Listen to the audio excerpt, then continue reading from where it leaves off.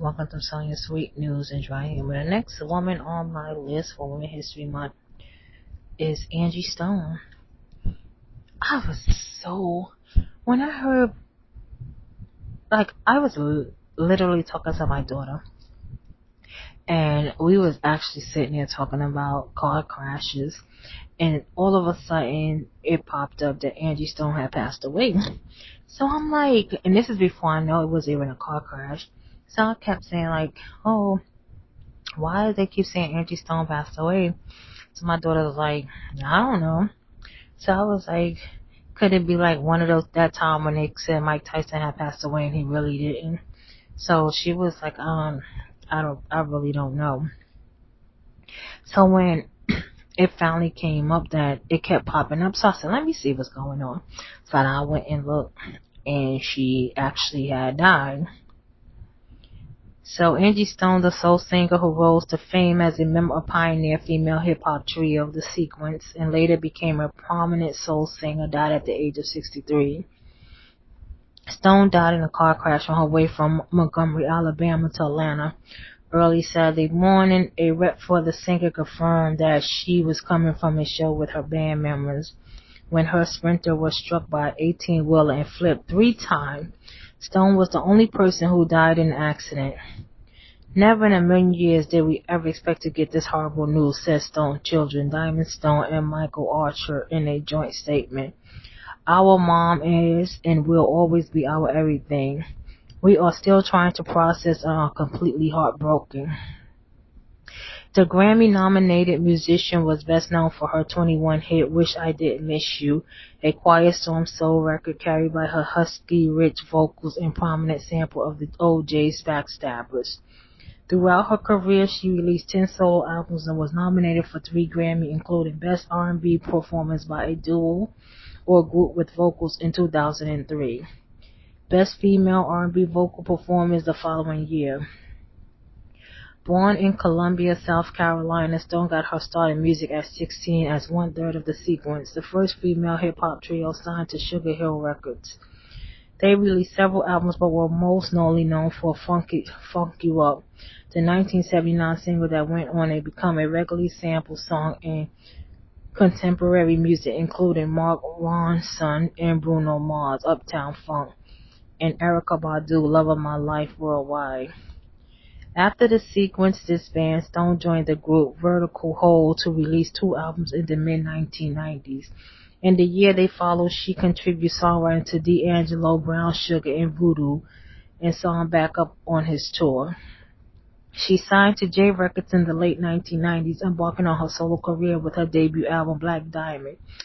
In 1999, as a solo singer, Stone reached prominence as one of the core figures in the neo-soul movement. She released her breakthrough sophomore album Mahogany Soul in 2001, sparring the hits Brother and Wish I Didn't Miss You, plus a remix of the latter that hit #1 on the Billboard. Dance Club songs, while Mahogany Soul was her biggest international solo record. Her subsequent album Stone Love 2004 and The Art of Love and War 2007 pushed her higher up the charts, and she continued to release records over the years up into 2023. Love Language. Outside of music, Stone appeared on VH1 Celebrity Fit Club and R&B Divas Atlanta and acted in numerous films including The Hot Chicks, Fighting Temptation. Last year, she was indicted into the Women's Songwriter Hall of Fame. Stone is survived by her Diamond, Michael, and her grandchildren. Now, when I first heard Angie Stone's song, I was in a car with one of my associates. At the time, we was actually friends, but now we associates. And she had just went through a relationship where her and her boyfriend, well, her man at the time they was going through something, and she actually was playing Angie Stone's I Wish I Didn't Miss You So Much. So if you know me, you know I like all music. I love all music. And if it has a good beat to it, it makes it sound good, I love it even more. So as she's playing that, I'm like, oh, this is a nice song. Who's singing this? So she said, Angie Stone. So I was like, well, who is that? So she said, you never heard of Angie Stone? So I was like, no. So she was like, oh, do you know what Nero Soul is? So I was like, yeah, I heard of the genre before. So she was like, well, that's Angie Stone. So I was like, okay. So she was like, she got a lot of nice songs. So I was like, well, I said, you know what, I'm gonna go. I said, I definitely love this song. Um,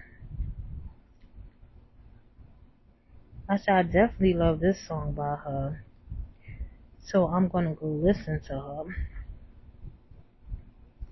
So I went and I listened to the song and I was like, yeah, I really like this song by her. Like I really love that song by her. I was gonna also add Angie's interview into this podcast, with her saying that they was taking her for a ride. And I just thought to myself, like, why does every artist have to deal with that? Why does anybody who work has to deal with you paying them? Like, they do a job, you pay them, but there's just so many people that's out here just so crooked. Like, they just actually want you to work for free or either pay them for helping you or working with you, but don't want to pay you. So when Angie actually got into that interview that I was listening to, I was like, it was crazy because at the time people was like, listen to this interview, don't let this interview get gone with Angie Stone because it was going to be a race.